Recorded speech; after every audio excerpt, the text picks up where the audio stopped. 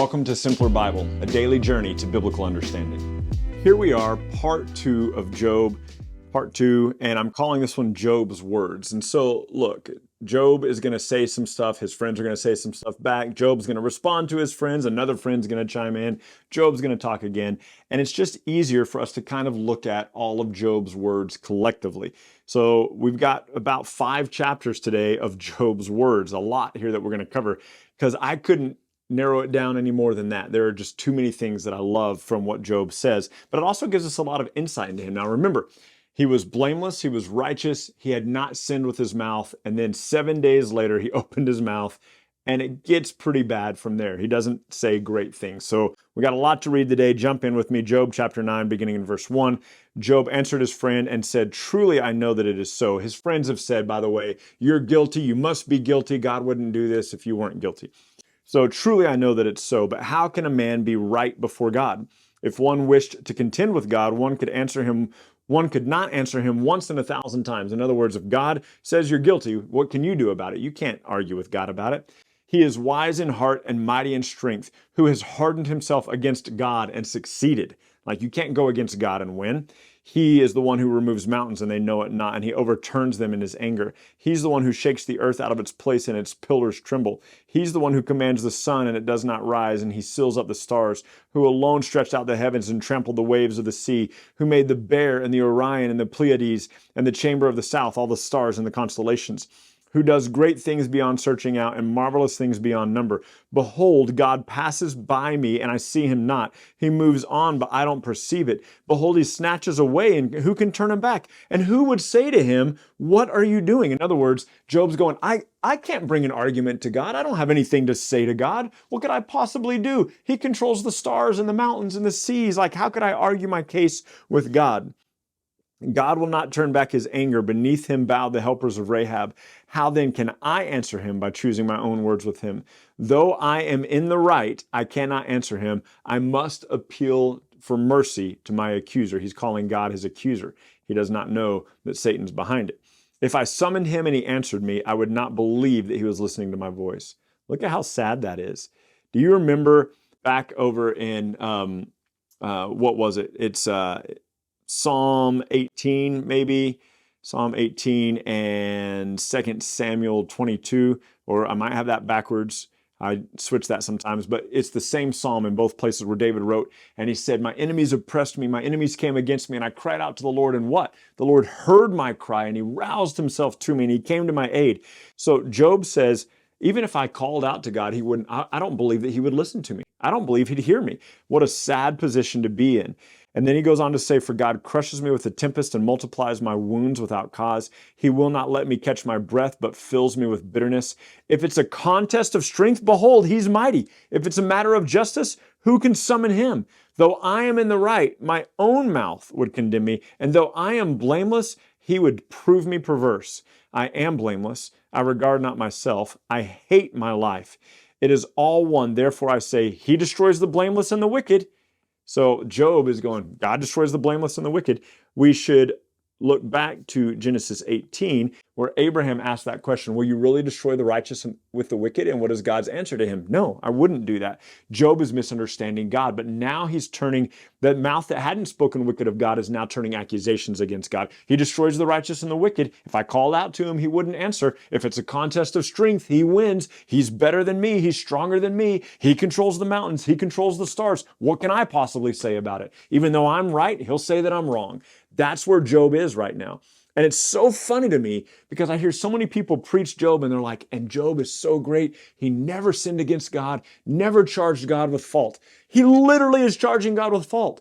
God will rebuke him later and say, we'll get to this, spoilers, but God's words, he'll say to Job, will you really condemn me so that you can be justified? Like, will you make me the bad guy? So he's condemning God. He goes on to say in verse 23 of this chapter, when disaster brings sudden death, God mocks at the calamity of the innocent. Does God mock the innocent? Does God mock the destruction of the innocent? No. The earth is given into the hand of the wicked. He covers the face of its judges. If it's not God, then who is it? My days are swifter than a runner. They flee away. My days see no good. They go by like skips of reed, like an eagle swooping on the prey. If I say, I will forget my complaint, I will put off my sad face and be of good cheer. I become afraid of all my suffering, for I know you will not hold me innocent. I shall be condemned. Why then do I labor in vain? Sound a little bit like Solomon there, doesn't he? If I wash myself with snow, if I cleanse my hands with lye, yet you will plunge me into the pit, and my own clothes will hate me. For God is not a man as I am, that I might answer him, that we should come to trial together. And look at what he says here. There is no arbiter between us who might lay his hand on us both. There's no one between us who might lay his hand on us both. There's no mediator. 1 Timothy, the Bible tells us that there is one mediator between man and God, the man Jesus Christ. Jesus is the mediator between us and God. And so he says there's no arbitrator between us, but he doesn't know yet that Christ is and will be that. Let him take his rod away from me. Let not dread of him terrify me. Then I would speak without fear of him, for I am not so in myself. He continues to say in Job 10, I loathe my life. I will give free utterance to my complaint. I will speak in the bitterness of my soul. I will say to God, do not condemn me. Let me know why you contend against me. Does it seem good to you to oppress, to despise the work of your hands, to favor the design of the wicked? Do you have eyes of flesh? Do you see as a man sees? Are your days like the days of a man? Are your years like a man's years, that you seek out my iniquity and search for my sin, although you know that I'm not guilty and there's none to deliver out of your hand? Your hands fashioned me and you made me, and now you've destroyed me altogether. Do you hear Job's angst and his frustration and his anger being directed towards God? He said, did you not pour me out like milk and curdle me like cheese? You clothed me with skin and flesh. You knit me together with bones and sinews. You have granted me life and steadfast love, and your care has preserved my spirit. Yet these things now you have hidden in your heart. I know that this was your purpose. If I sin, you watch me, and you don't acquit me of my iniquity. If I'm guilty, woe to me. If I'm in the right, I can't lift up my head, for I am filled with disgrace, and I look upon my affliction. You can just see the hopelessness of Job. Jump down here to Job 14. He says this, man who is born of woman is few of days and full of trouble. He comes out like a flower and withers. This is found for us in Isaiah. This is found for us in 1 Peter. This is found for us in James 4, that man's days are short, that we're like a vapor, that we're like the grass that is here today and gone tomorrow. He says, man flees like a shadow and continues not. And do you open your eyes on such a one and bring me into judgment with you? So he's calling out to God. His friends are rebuking him. And he's like, the problem here is with God. God messed up. I'm innocent. Why is God doing this? Job goes on to say, who can bring a clean thing out of an unclean thing? There is not one. And again, he is just beautifully hinting at Jesus. Who could stand between man and God to intercede for him? Jesus. Who can make a clean thing out of an unclean thing? Jesus. The oldest historical book of the Bible has all these things that are pointing to Christ, and it's beautiful.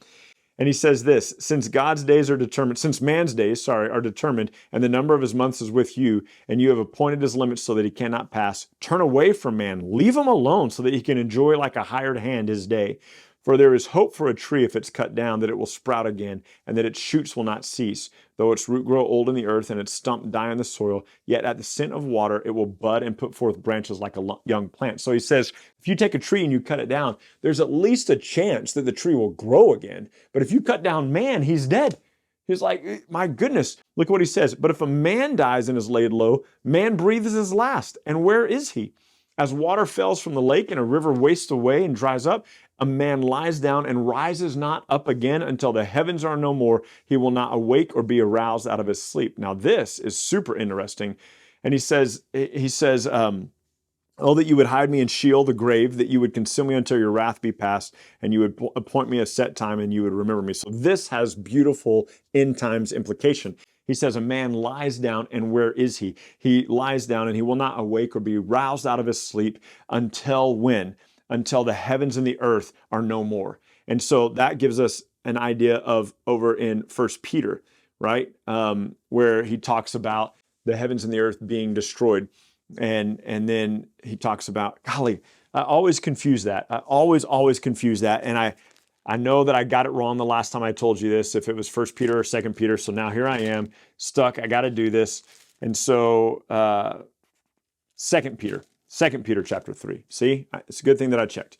So 2 Peter chapter 3, he talks about this present heavens and earth are going to be destroyed, and he's going to make a new heavens and a new earth. And so he says, man will be roused from his sleep when that happens.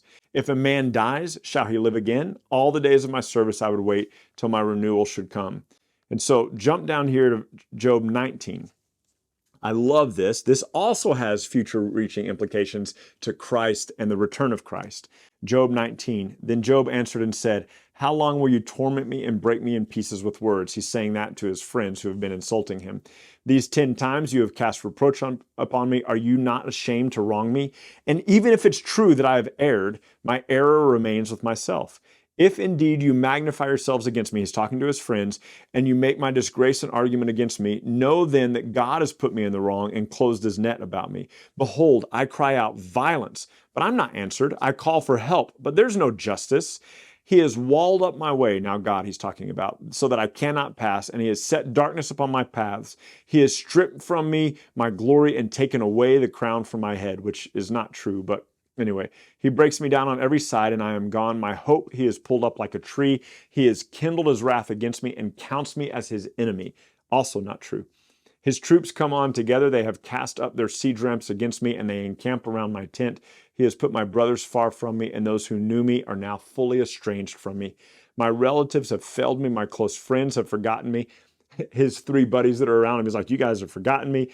The guests in my house and my maidservants count me as a stranger. I have become a foreigner in their eyes. I call to my servant, but he gives me no answer. He's only got about 4 of those left. I must plead with him with my mouth for mercy. My breath is loathsome to my wife. I'm a stench to the children of my own mother. So my siblings find me stinky. My wife hates my breath. Even young children despise me when I rise. They talk against me. All my close friends hate me, and those who loved me have turned against me. My bones stick to the skin and to my flesh, and I have escaped by the skin of my teeth. Have mercy on me, O you, my friends, for the hand of God has touched me. Why do you, like God, pursue me? Why are you not satisfied with my flesh? Oh, that my words were written. Oh, that they were inscribed in a book. Oh, that with an iron pen and lead they were engraved in the rock forever. And then listen to what he says. I love this. For I know that my Redeemer lives, and at the last he will take a stand upon the earth. And after my skin has been destroyed, yet in my flesh I shall behold my God. So he says, you guys are terrible friends. God has set himself against me. He goes, but here's what I know. I know that my Redeemer lives, and on the last day he will take his stand on the earth. And even though my body has been destroyed, yet in my body I will see him. And I believe with all my heart that this is a reference to the coming of Jesus, the second coming of Jesus. I believe that this is a reference to Job having the old body, the body of flesh and blood, which has come to nothing. And yet, even though his body has been destroyed, he will stand in a new body before the Lord. This is about the resurrection from the dead. This is 1 Corinthians 15.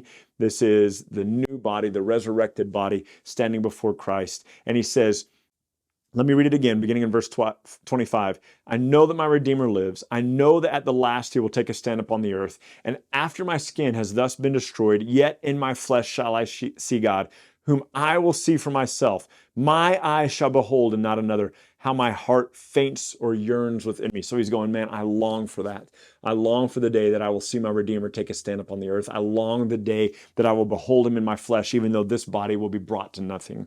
If you say, how will we pursue him? The root of the matter is found in him. Be afraid of the sword, for wrath brings the punishment of the sword, that you may know that there is a judgment. One more chapter, Job 26. Then Job answered and said, how have you helped him, speaking to his friends, who has no power? How have you saved the arm that has no strength? How have you counseled him who has no wisdom, and plentifully declared sound knowledge? With whose help have you uttered these words? Whose breath has come out of you? The dead tremble under the waters and their inhabitants. Sheol, the grave, is naked before God, and Abaddon has no covering. And then listen to these verses. This is talking about the majesty and the power of God. God, he stretches out the north over the void and hangs the earth on nothing. I love this imagery. And it's like, if you can imagine that God has the earth in his hands and he just like suspends it in space and it just hangs there on nothing. He binds up the waters in the thick clouds, and the clouds are not split under them. And so he takes the rain and he wraps them in the clouds and he places them in the sky, and the clouds don't burst under the weight of the rains. He covers the face of the full moon and spreads over it his cloud. And so the moon is done away with and made new as he just covers it. He inscribed on the circle of the face of the waters at the boundary between light and darkness. The pillars of heavens tremble and are astounded at his rebuke as they thunder, right? By his power, he stilled the sea. By his understanding, he shattered Rahab, the enemy of God, sometimes used in the Bible to speak of Egypt. By his wind, the heavens were made fair. His hand pierced the fleeing serpent, probably a reference to the devil. Behold, these are but the outskirts of his ways, and a small whisper or a faint whisper do we hear of him, but the thunder of his power, who could possibly understand? Here's what I love. Listen. If you can understand how God suspends the earth on nothing, if you can understand how he wraps the clouds or wraps the rain in the clouds, if you can understand how the moon goes in its course, and if you can understand all of these things that have happened, you have only understood the faintest whisper of his ways. You have only understood the edges of his garments.